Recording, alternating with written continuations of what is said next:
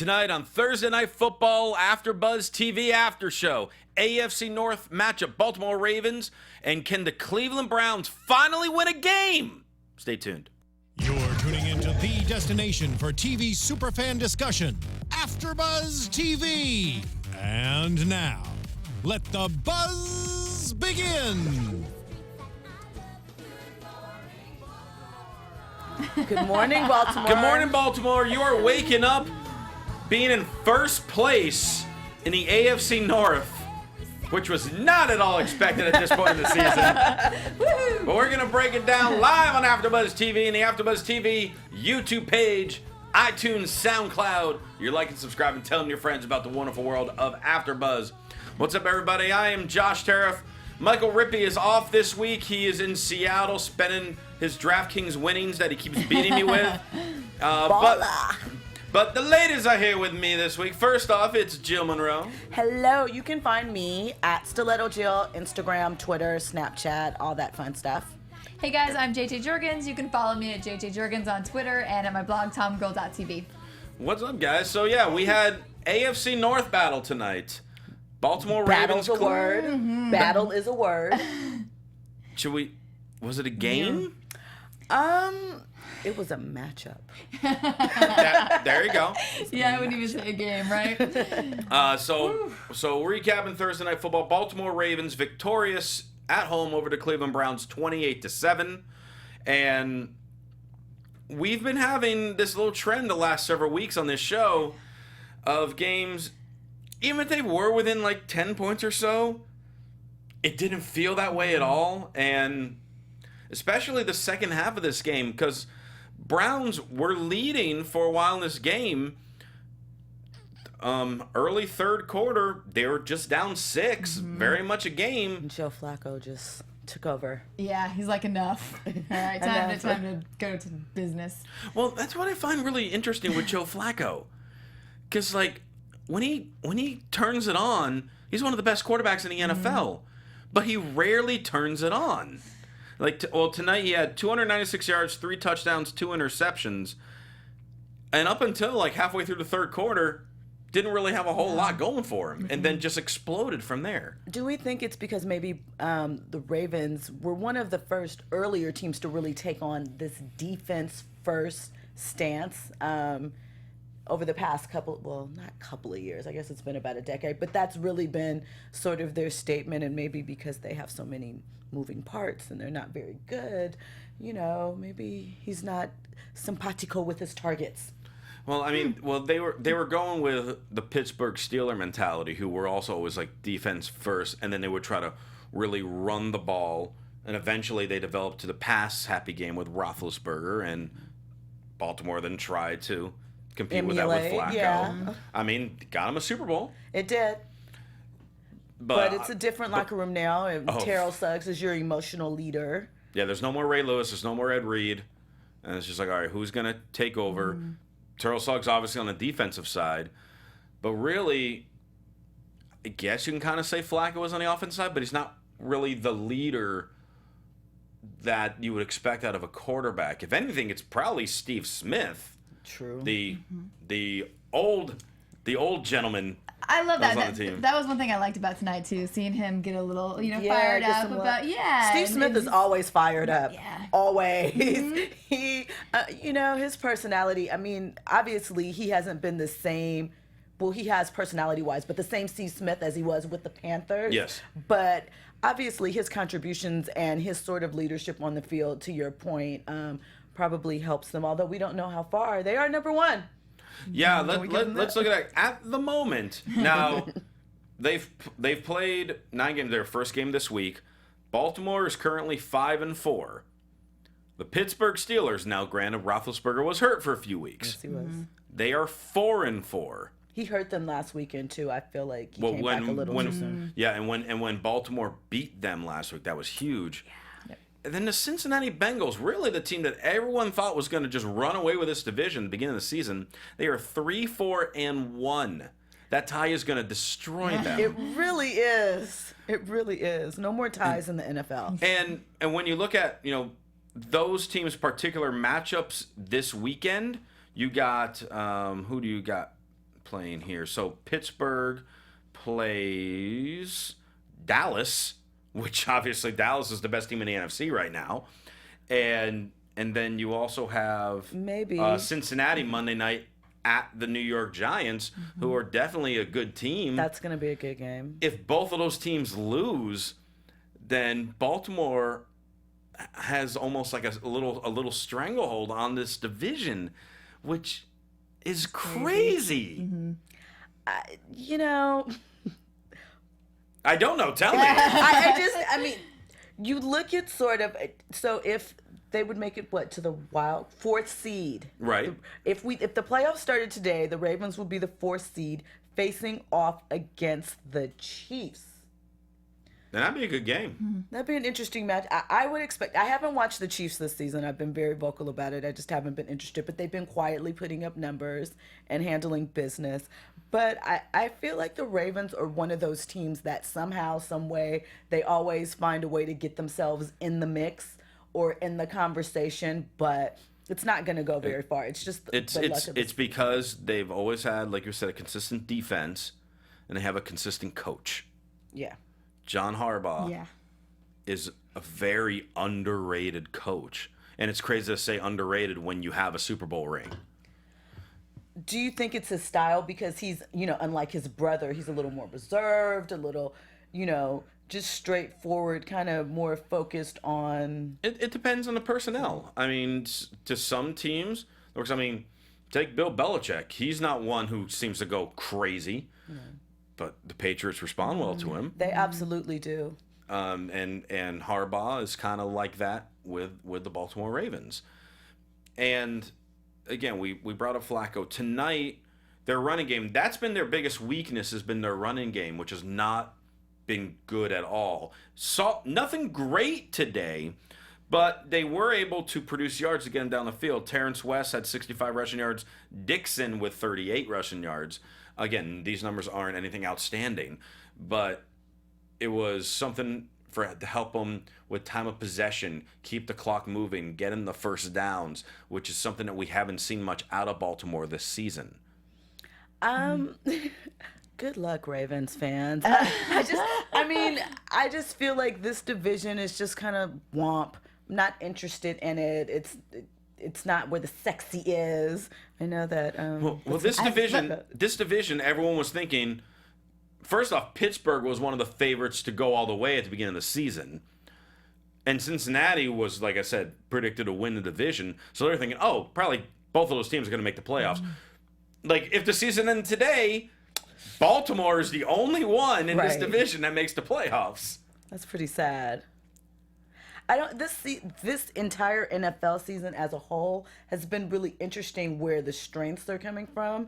Not your normal places. The Broncos are looking positively ordinary, for example. Yeah. They got beat by the Raiders this weekend. So I just feel like as a whole, it's time for a new champion. I know I have no proof on this because I said it before the season started, before we were on air, but I was telling friends that Denver was not making the playoffs this year. Ooh, you don't even think they're going to make the playoffs? Because I think both Oakland and Kansas City will end up being better than them. Wow. Bold predictions here. But Denver, honestly, this season has been better than I thought they would with Simi at quarterback. So this was something I said before the season. I also said, Pittsburgh's going to make the Super Bowl, and they're not in the playoffs right now. So I don't know what to think of that. But speaking of not in the playoffs, the Cleveland Browns, they're 0-10. Yeah, they have yet to win a game.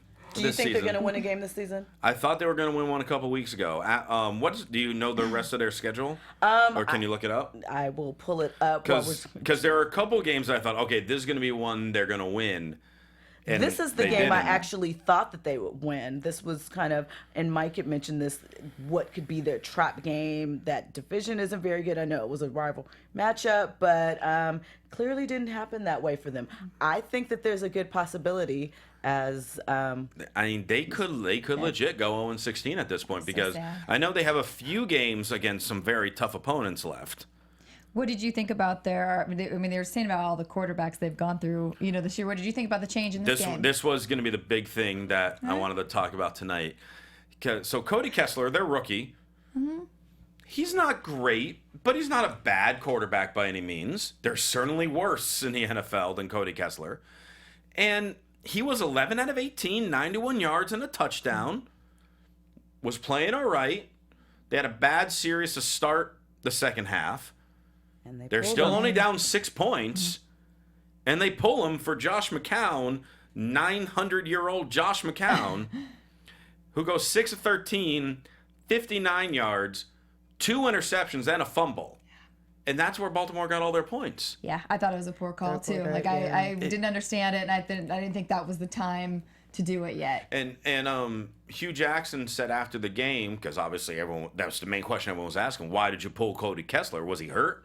And it's like, no, it wasn't hurt. It was just my decision because he felt that McCown would be able to speed up the offense more, which is odd because Kessler's faster than McCown. Yeah.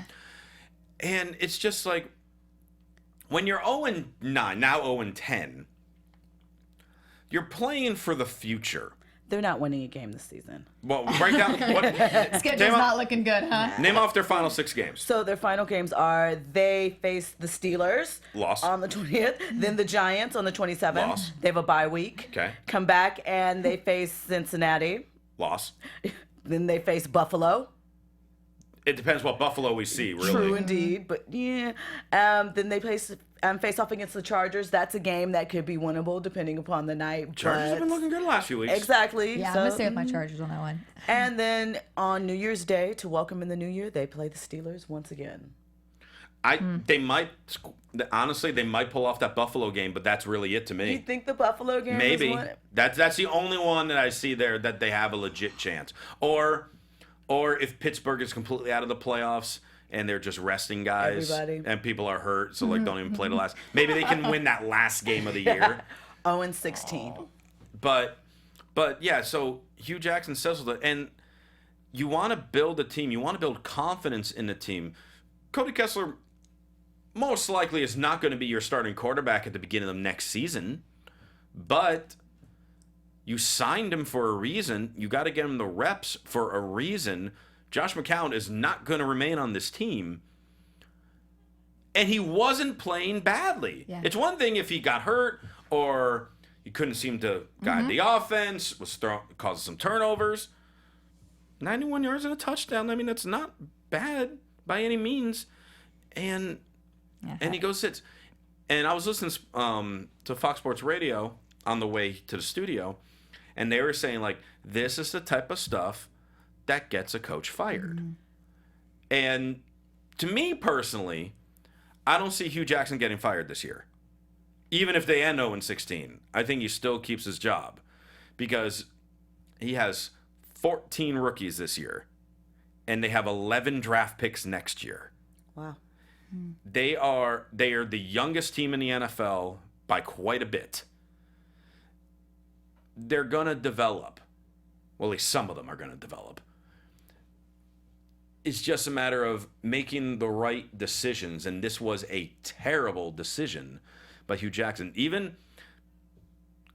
Say Cody Kessler threw one of the interceptions. You still lose the game. Okay, that's better than Josh McCown's 3 turnovers in like 6 minutes. I mean, when McCown came in, Baltimore's just like, we are blitzing the hell out of him. It was just, it was really a sad situation. I always go to when something like that happens, unexplainable, and really, to your point, what was McCown going to do? Why are you did something happen? Are you disagreeing on something? Do you think it's bad for his psyche, for him being out there? Just, I know he said he made the call and just speeding up the game. Speeding up the game for what?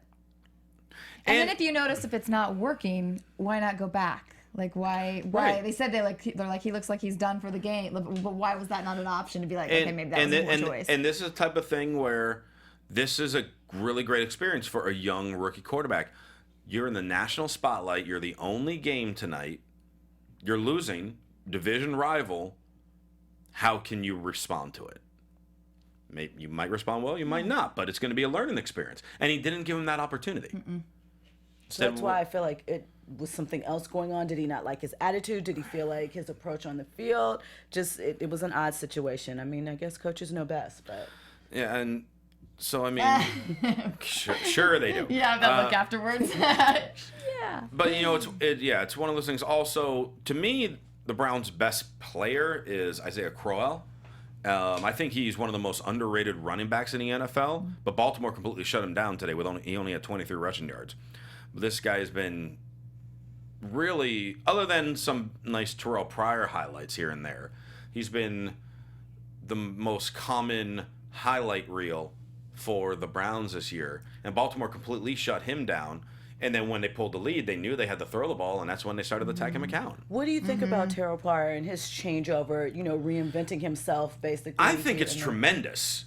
Terrell Pryor, I don't know if he qualifies for Comeback Player of the Year, but the fact that he was drafted as a quarterback, didn't succeed there, got cut, trying to find a home, came back home in a way because he went to Ohio State, came back to Cleveland, as a wide transitioned to being a wide receiver, and a good one with a bad quarterback in Josh McCown. I mean, I'm really, really impressed. Well, they're with saying Terrell that's what Pryor. gives him the strength too, as the wide receiver, being the quarterback before, because he understands, so much about Sure. the game and the routes and routes. everything he needs to be doing. So that's giving him an edge as well. But yeah. I mean, if he was on like a team with a good quarterback or a good offensive line, like you throw him, put him in Baltimore with Flacco. I mean, I'm not, he's a better quarterback than what the Browns have. All of a sudden, he's going to be catching lots of passes. Even a mediocre team like Miami with Tannehill, who's got an arm. Right. He can make things develop with that. It's interesting to me that, one, he was given the opportunity, because how many players are really allowed to change a position, especially going for something, going from a QB position to something like a wide receiver where... Well, how many like running backs or quarterbacks have we seen that were running backs, quarterbacks in college get drafted, and they're like, oh, no, you're not going to play that, but you can try to make it for this position, and then they just fade away because they're too stubborn, they don't want to do it, or like, no, I'm going to get a job in this position, and they don't. Tim Tebow, anybody? Yeah.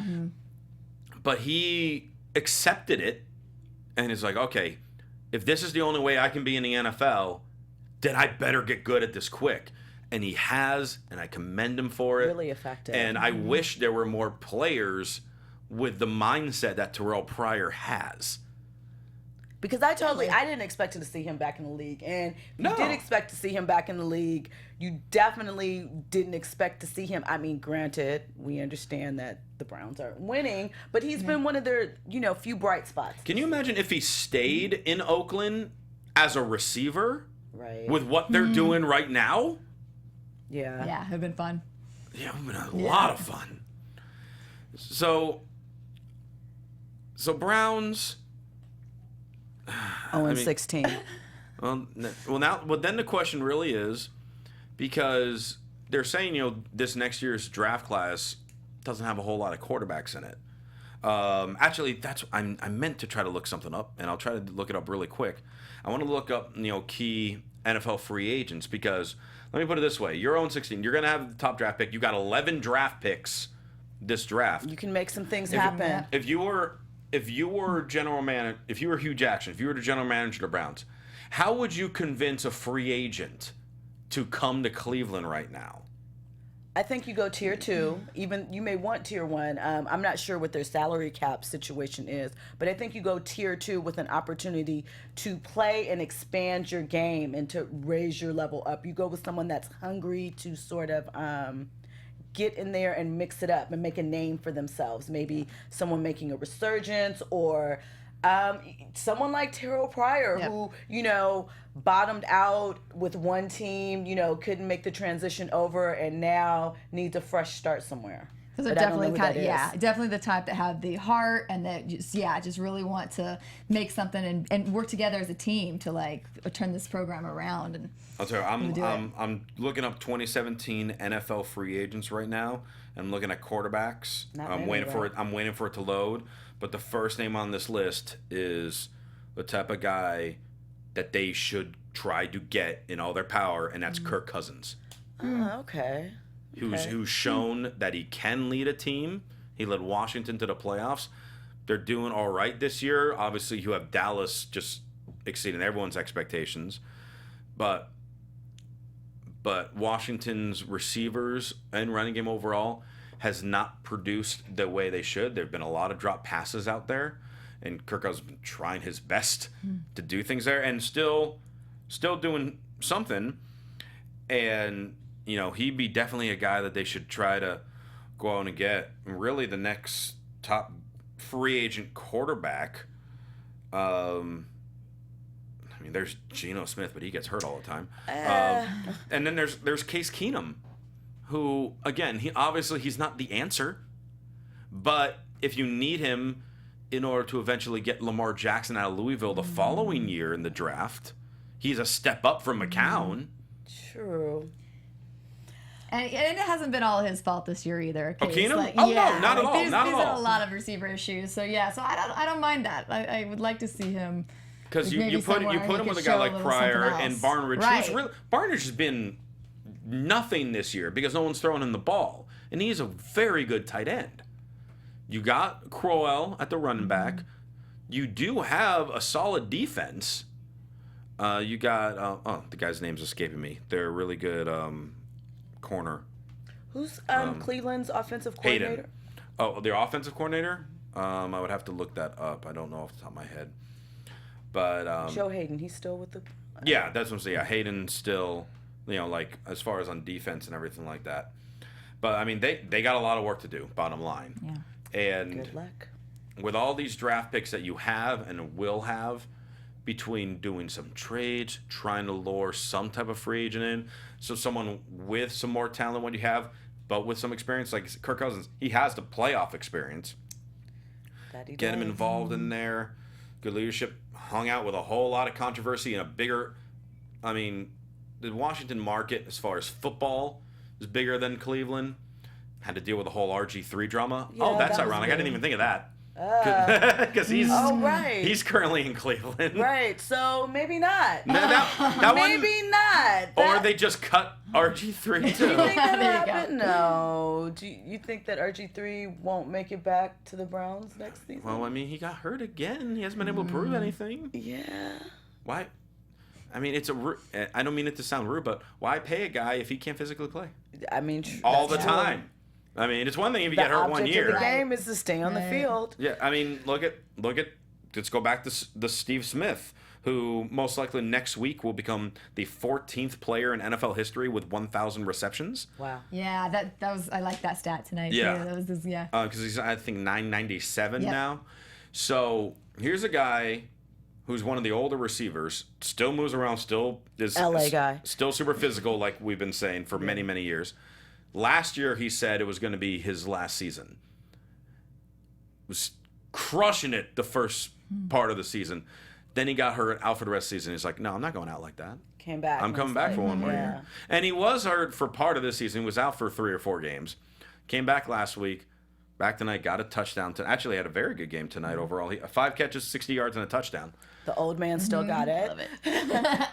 Put a couple of youngsters in his place this season. Who was it? The player that he got into? The guy. Everyone. Everyone always. It's going to come to me, the young. But so you have that type of mindset, then you can succeed. And keep going. RG3 has not shown he has anywhere near this mindset. And he's like half Steve Smith's age. Right. Steve Smith is 60. So old and ornery. Yeah, so we'll have to see what goes on with Cleveland. Will they end up 0-16? Can Baltimore somehow win this division? It's completely possible right now. Yeah, it's really possible. Can you look up real quick Baltimore's final 6 games as well? Yes. While you're looking that up too, can we talk just a little bit about Justin Tucker and the opera singing tonight? Did you guys? Justin Tucker is my favorite NFL player. Is he really? Period. Well, like now, because he's always shown, like, whenever I've seen interviews with him, he just seems like the coolest guy who's so grateful for the position he's in. Well, again, he has the longest active streak going right now. He is the I mean, other than Vinatieri, just because if he's been around for so long between New England and Indy, Justin Tucker is probably the most popular kicker in his city in the NFL. Everyone knows Justin Tucker. Everyone knows what that kicker looks like. Which That's is a rarity. Exactly. Yeah. Exactly. And then we see tonight the dude's a friggin' opera singer. That's great. Where does he have the time to rehearse? I know, and that just totally in the game too, because we were talking about what kind of a sleeper it was. All of a sudden it's like, and I love music, but I can say opera is not like my biggest thing. And I was just like, come on, you're not blasting opera in your car? And I love all different kinds. I mean, but I love Opera Man, Adam Sandler. So I There was you like, go. this guy could do a whole skit on bringing back Saturday Night Live. They could do a skit together. But no, I was impressed. I was like, it was just You funny want to talk about a guy see, whenever he feels like living the NFL? It's like, all right, you got a little something set over there. I mean, you'll be performing here and there as an opera singer. Interesting. right. So Charity functions, different things. Everything. So what we got for Baltimore? Baltimore is scheduled. They play the Cowboys on the 20th. Loss. Then they play Cincinnati. That they could win. Miami. They could one win they that. could That's a win. definite winner. New England lost. Loss. Philly. That's a toss-up. That's a toss-up. And then they come back against the Steelers, and they end the season against Cincinnati. So I mean, to me, so they got 7 more games. That's a possible. I mean, best case scenario 5-2, but more than likely, I think 4-3 out of that. 5? You think that there's 5? A possibility. It's a reach for 5, but more than likely, probably 4-3, which would bring them to 9-7.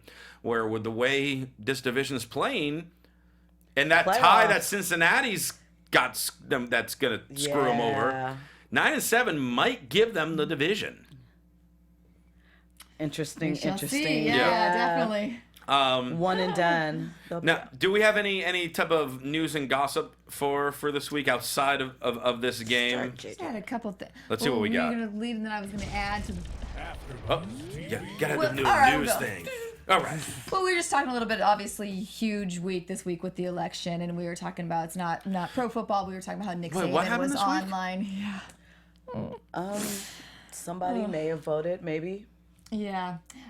Nick Saban was saying how he didn't even realize it was election day and he was focused on other things. So that was quite a controversy today in the media, But yeah, just basically saying he doesn't talk politics, and that stirred a lot of talk on the sports shows today about whether he really did, know, and and there was a question of what is that to say to. One of the guys asked, how as a coach is that to be a leadership role for your kids, and then being like, oh, I didn't even know it was the election when we're trying to get the youth to vote and get them to get out there and have a voice. So I think there's all types of ways to lead, but you kind of want to see the people that are in power positions not take a stance that, oh, I forgot that there was an election this week. Some more news. Jay Cutler, he talked about his support for Donald Trump and him being happy.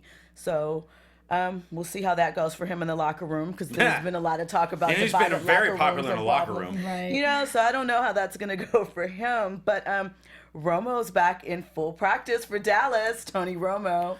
Don't put him in. Prescott is not losing. Don't bench Dak. He's not don't expected think- to play I on was gonna say he's Sunday, not, but But he's- everyone's like, he's he's just looking about there. great. His arm is good. And he's this is ready what to I'm come worried about, back. because Dallas, they kind of have a trap game this week against Pittsburgh, because, again, with Baltimore winning tonight, Pittsburgh knows it's a must win.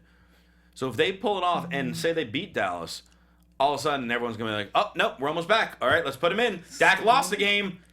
Dak is over. He lost one game. Let's put him back. Oh, We God. need Romo's leadership. And, Jerry Jones is like, listen, we're headed for the Super Bowl, maybe. I want to see my guy Romo get a ring. He'll still get a ring from the bench. Yeah, no. He wants to see him lead it, be there on the field, active. I just don't understand how, as an owner that is excited about your team's future and win now, you could encourage that switch off. But we'll have to see We've what happens. seen this before We have. in 2001 when Tom Brady replaced an injured Drew Bledsoe. And they won the freaking Super Bowl. They sure did. And all these years later, It could happen. There's right now in the NFC, there's nobody really close to Dallas. No, Dallas is blowing everyone away. Yeah.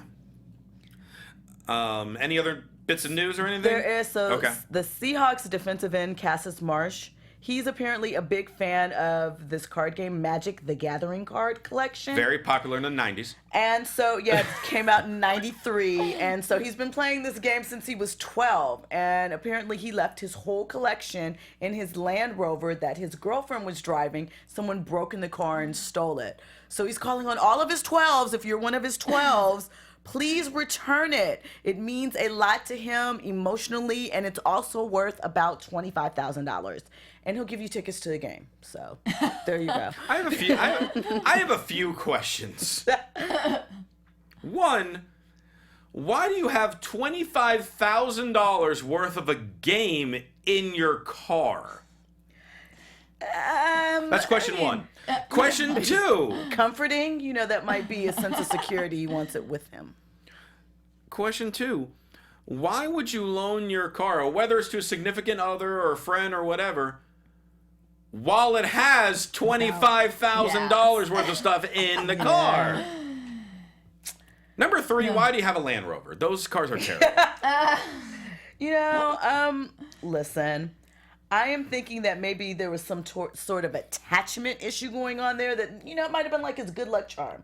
Maybe moved with him. Maybe she picked him up from the airport when they came back from a game and he didn't realize it was still in there. There's all types of reasons why. I'm sure him and Russell Wilson have a blast in it, like, in the locker room. It could be a plane game, He might opt out of the gambling, and this is how he expresses himself on those private flights.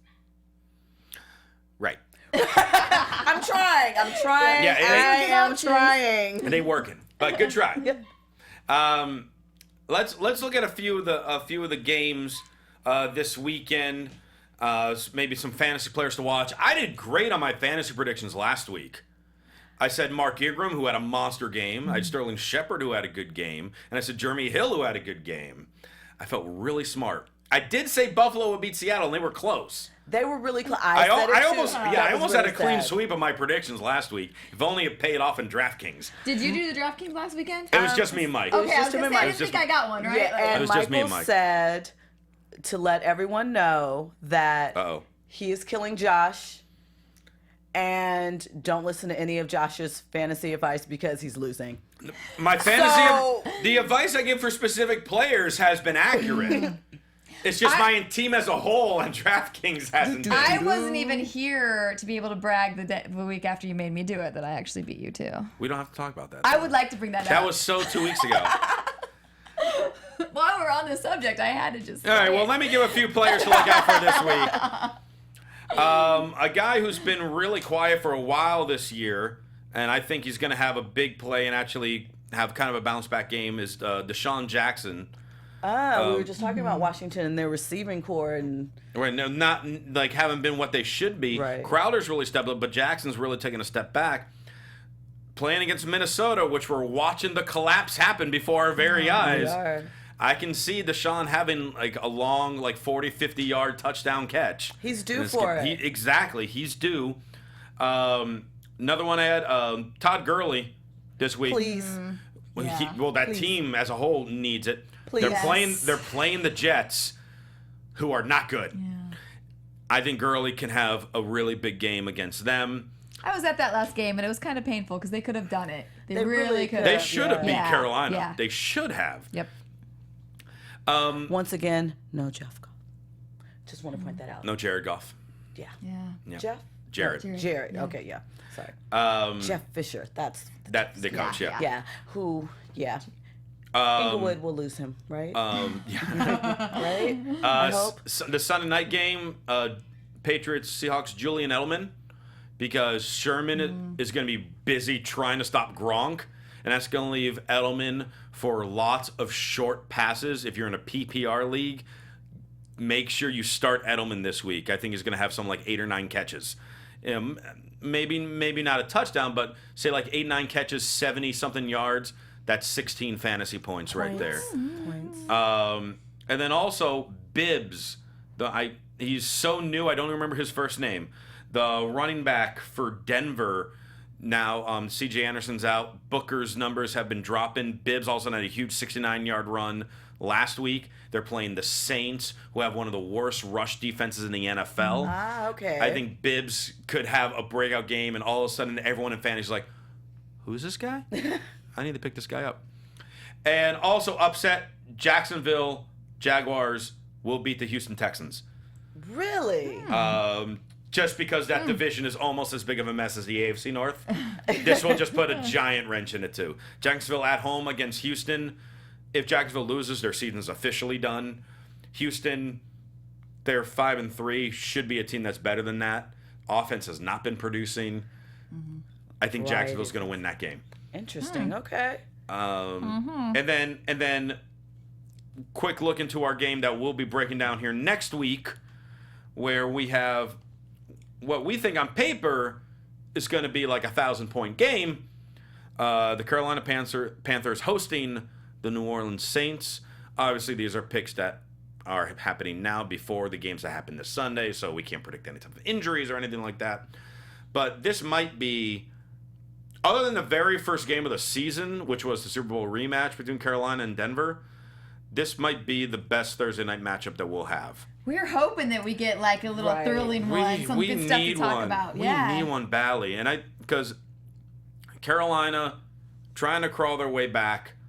New Orleans started terribly and have worked their way back. Both of them are chasing Atlanta. And so both of them, it's going to be a must-win game, especially in division. So I think it's going to be a shootout. I'm thinking something along the lines of literally like a 39-35, huge score. High scoring. Very high-scoring game. I'm trying to. I think I might say New Orleans wins that game. That's who I was going to go with. I am undecided, but we already talked about the election. I think that Cam is due for a breakout game. So it feels like a team like New Orleans would be a good place for him to have it. But I don't see it happening, but I also don't see New Orleans winning, so I don't know. I'm undecided. Currently on ESPN.com, 52.2% of people say New Orleans will win that game, so obviously a very close pick there. Oh, okay. Sounds familiar. There's a lot of that going on. Yeah. and nearly 0.5% are saying a tie. Because at this point, the way the season's been, we've had 2 ties this year. In the NFL are un-American. Or unfootball-like. Well, one of the ties happened in London. Acceptable. One of the ties happened in London. So how do you explain that? But it's still an American game. Yeah, it's Americans in I London. don't think that there should be ties in football. I'm sorry, it doesn't make sense. I to totally me. agree with you. I say no more ties. I don't want a tie. Because I don't even understand what you do with that. Like, I get it, but I feel that's way too complicated for the stats at the end of the year. It makes things all ugly and messy. Play to the end. Agree. I agree as well. So with that, we're gonna wrap up this week. Let us know what you think of NFL ties, as well as any other comments you like. Please leave them in the YouTube page, or you can talk to us on various forms of social media. JJ, how can people reach out to you? Hey guys, you can follow me at JJ Jurgens on Twitter and JJ.Jurgens on Instagram. You can follow me, Jill Munroe, at Stiletto Jill, and make sure you check out JocksandStilettoJill.com for your sports and pop culture gossip. And if you want to talk wrestling with me, follow me on Twitter at Real Rosenberg. One day I'll have a Josh Seraph Twitter. And for all your other AfterBuzz TV news and gossip, follow them on Twitter at AfterBuzz TV. Thanks so much for tuning in this week. For JJ Jurgens and Jill Munroe, I'm Josh Seraph. We'll see you next week. From executive producers Maria Menounos, Kevin Undergaro, Phil Svitek, and the entire AfterBuzz TV staff, we would like to thank you for listening to the AfterBuzz TV network. To watch or listen to other after shows and post comments or questions, be sure to visit AfterBuzzTV.com. I'm Sir Richard Wentworth, and this has been a presentation of AfterBuzz TV. Buzz you later. The views expressed herein are those of the hosts only and do not necessarily reflect the views of AfterBuzz TV or its owners or principals.